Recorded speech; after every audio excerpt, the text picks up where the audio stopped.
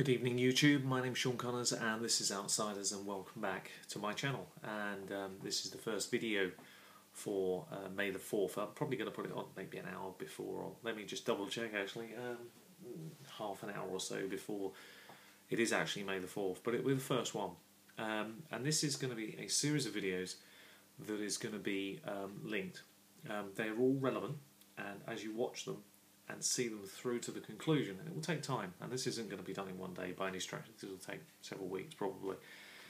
This is the advanced videos that I've always wanted to produce and I've been sort of itching to produce, but I needed to find the right way to say the content, to deliver that content, and at the same time make it very relevant for the marketplace that exists in RPGs now. The community is large, whether you've played for 30 years, whether you've played just for a few months, a few weeks or a few days, relevant for all, particularly DMs. I mean, obviously it has relevance for players as well, but I really want to focus, as I always have done, on the DMs at large.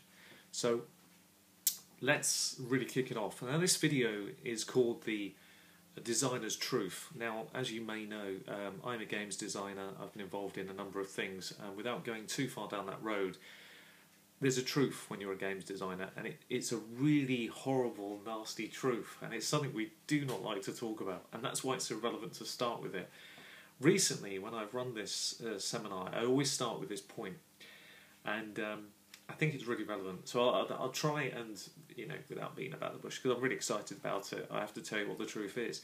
So let's imagine, because you often do, don't you? When you're on the forum sites, you look around role-playing bits and pieces, there's always people who argue one system over another and why X system is better than Y system and all that stuff.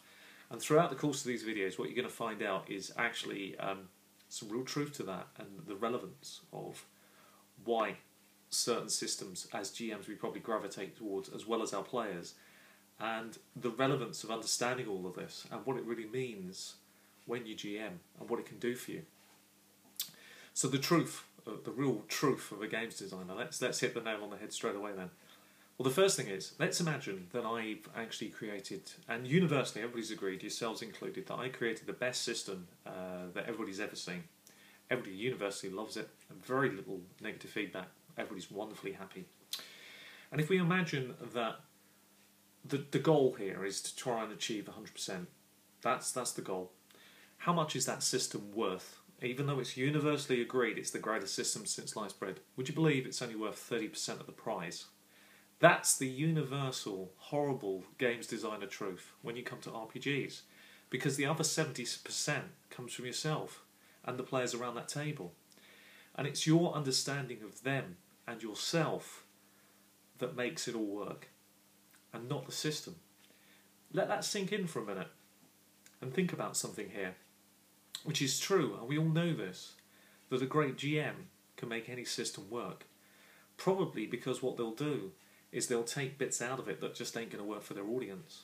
They're going to adapt it, change it, come up with things that are going to work. Probably do it on the fly, some of them.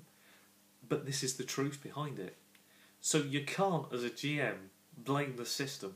And the other thing that becomes quite funny when you think about it as well is it actually doesn't really matter whether X system is better over Y system, because that actually doesn't really make much sense, because really a system, like many things in life, is in the eye of the beholder and the people around that table, and we're going to examine that in a lot more detail in videos to come.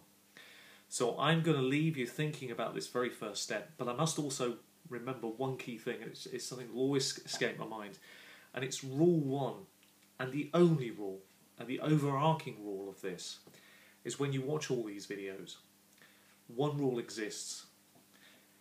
If in your game none of these things are applicable that we are going to discuss, because you're happy, you're really happy, inside yourself you know you're doing a good job, and there is nothing in your mind wrong, and the same is the same for your players, then don't change it. Simply put, don't change. If it's working for you, don't do any changes. Keep it going and keep running that game.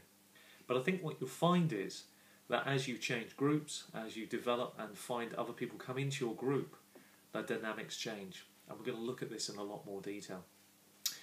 Anyway, I've been Sean Connors. This has been the truth behind a games designer and a horrible truth that it is. Until the next time, take care of yourselves, happy gaming, and I'll see you next time on the Outsiders channel. Bye bye for now, guys and girls. Bye bye.